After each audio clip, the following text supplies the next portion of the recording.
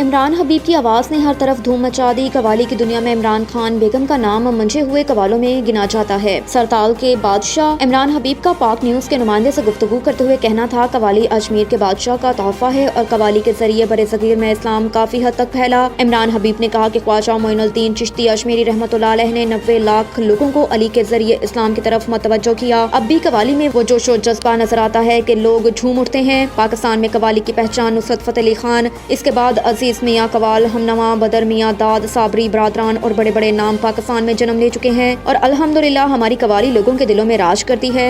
इमरान हबीब ने कहा, कवाली करना कोई आसान काम नहीं, इस काम में मुकम्मल रियाजियत चाहिए। अल रियाज़ा हमेशा पाकीज़गी और इबादत से मुकम्मल होती है। अब तक हमें जो लोग प्यार करते हैं वो भी इश्क हकीकी और इश्क मुजाजी में गुम नजर आते हैं।